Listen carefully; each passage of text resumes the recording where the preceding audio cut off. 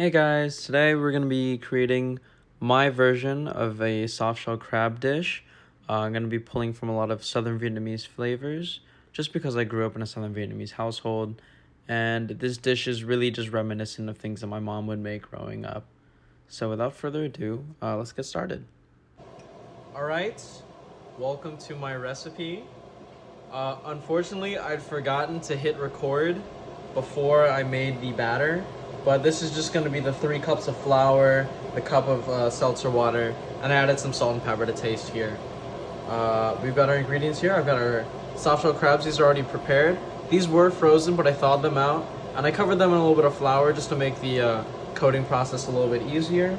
We've got our tamarind and sugar mix already. I've got our garlic. We've got scallion. Unfortunately, I couldn't get chili, so we're just going to have to make do with some red chili peppers. I've got my oil already on the pan. It's heating up already. That's up to 270. So we're just gonna wait for that. In the meantime, we're gonna go ahead and prep some of these ingredients. I've got about 20 grams of garlic here. So what we're gonna do with these, we're gonna take each one and we're just gonna chop them nice and thin. You wanna make sure you're trying to be very consistent with those, but we're just gonna give them a good mince anyways, so honestly it doesn't matter too much if your cuts are bad. My cuts are pretty bad right now. That's fine.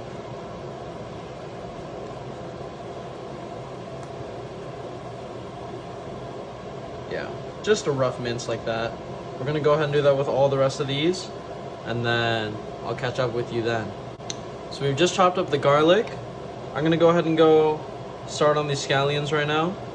So for these first ones, I like to cut these, like the green parts, kind of an inch or so. Just get some nice big scallion pieces in there. You know, just like that.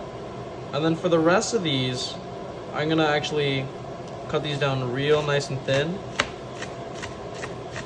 just that we have a nice garnish for later. Oh, these could have been better, but that's fine. Just set those aside for now. Now let's move on to coating the crabs. Alright, so we're gonna go ahead and start coating the crab. Like I said, I coated these in a little bit of flour just so that this will stick on better. But literally, we're just gonna see, we've already got this going. Just gonna dip this in.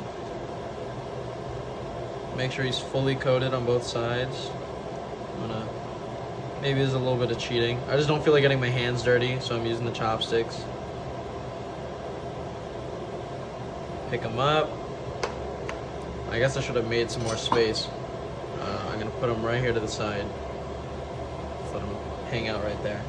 So as you can see, I have finished battering all of these crabs. I'm now going to fry them. Wish me luck. Alright, I've just finished frying these. I'm gonna go ahead and up the temperature, and I'm gonna recoat and then refry them again. Same idea, you're just looking for that color. Alright, so I've just finished double frying these. Now we're gonna go ahead with our tamarind and sugar mixture. I'm gonna go ahead and take that, just sprinkle them all over. It's important to do this like while they're still warm, coming out of the heat, because it will stick better when it's warm.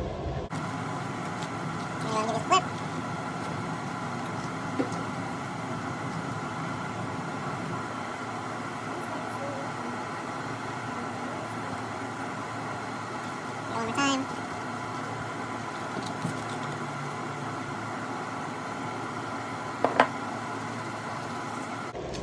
Alright, now that that's done, we're gonna go ahead and get started on the stir fry.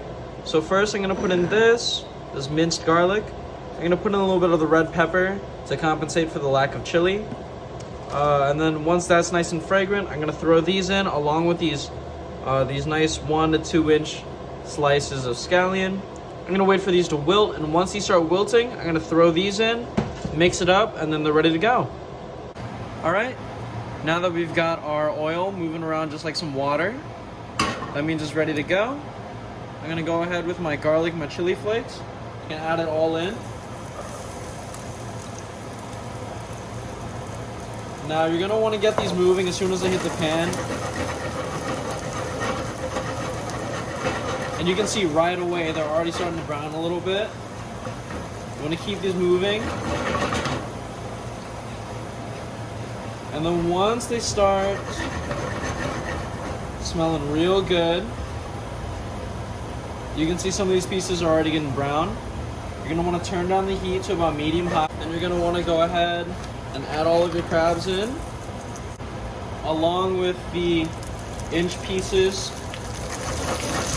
scallion, and you're just gonna keep this moving.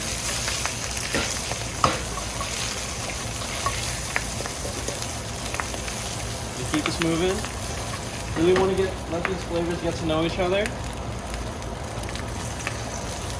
And you're gonna notice that these scallions are gonna start to wilt. So unfortunately, I ran into a little bit of technical difficulty. I think my phone overheated actually while I was recording, and I didn't even notice until after I'd finished plating and everything. So I'm just gonna walk you through what I was trying to say, or what I thought I was saying on recording. In the meantime, here's just a picture of my dog. You can kind of see her walking around while I'm cooking anyways. So right when the video cuts off, I'm talking about how the scallions are beginning to wilt. The 1-inch pieces of scallions are beginning to wilt, and that's just because of the heat, and they're starting to cook off. So I usually use that as my indicator to like begin wrapping things up. So in this particular recipe, I use that as my indicator to, okay, I'm gonna turn up the heat a little bit, and then I'm gonna throw in the finely cut scallions that we prepared earlier. I'm just gonna toss it around, literally just to incorporate everything. The sliced pieces are so thin that they literally only need to cook for a couple seconds.